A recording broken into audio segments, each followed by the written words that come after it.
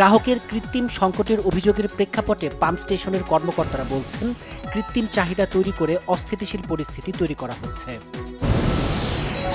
নড়াইলে তেল না পেয়ে তানভীর ফিলিং স্টেশন পাম্পের ম্যানেজারকে ট্রাক চাপা দিয়ে হত্যার অভিযোগ, সহযোগীর অবস্থা আশঙ্কাজনক। সচিবালয়ে বিদ্যুৎ সহ গুরুত্বপূর্ণ কয়েক মন্ত্রণালয়ে ঝটিকা পরিদর্শন করলেন প্রধানমন্ত্রী তারেক রহমান।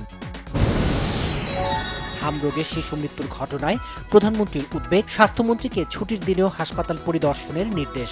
স্বাস্থ্য খাত সহ নানা বিষয়ে আলোচনা সরকারি দলের বৈঠকে। সংবিধান সংস্কার পরিষদ গঠনের সংসদ অধিবেশনের মুলতবির প্রস্তাব বিরোধী দলের নেতার। প্রস্তাবটিকে ত্রুটিপূর্ণ বললেন স্বরাষ্ট্রমন্ত্রী। উন্নয়নের নামে বিগত ফ্যাসিবাদী সরকার মেগা প্রজেক্টে চরম দুর্নীতি করেছে, সংসদে বললেন স্থানীয় সরকার মন্ত্রী মির্জা ফখরুল ইসলাম আলমগীর। ডিজিএফআইয়ের সাবেক ডিজি শেখ মামুন খালেদ এবং ১/১১ আলোচিত কুশীলব মাসুদ উদ্দিন চৌধুরীকে ৭ এপ্রিল ট্রাইব্যুনালে হাজিরের নির্দেশ। রাজনৈতিক প্রভাবমুক্ত থেকে সততা ও নিষ্ঠার সঙ্গে কাজের অঙ্গীকার নতুন অ্যাটর্নি জেনারেল রুহুল কুদ্দুস কাজলের।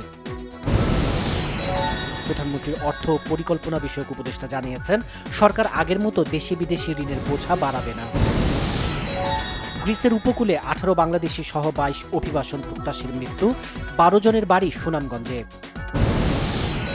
গ্রিসের সঙ্গে যোগাযোগ করা হচ্ছে, জীবিতদের সুস্থ করে দেশে ফিরিয়ে আনতে কাজ করছে সরকার, জানিয়েছেন পররাষ্ট্র প্রতিমন্ত্রী। মালয়েশিয়া ও সৌদি আরবে সিন্ডিকেট মুক্ত শ্রমবাজার নিশ্চিতের দাবি জনশক্তি রপ্তানিকারকদের প্রধান সংগঠন বাইরার। সড়ক পরিবহন ও সেতুমন্ত্রী আবারও দাবি করলেন, ঈদযাত্রায় স্বেচ্ছায় ভাড়া কম নিয়েছেন বাস মালিকরা। পরিবার পরিজনের সঙ্গে ঈদ উদযাপন শেষে রাজধানীতে ফিরতে শুরু করেছে কর্মজীবী মানুষ। প্রায় ১ মাসের বেশি বন্ধ থাকার পর খুলেছে শিক্ষা প্রতিষ্ঠান।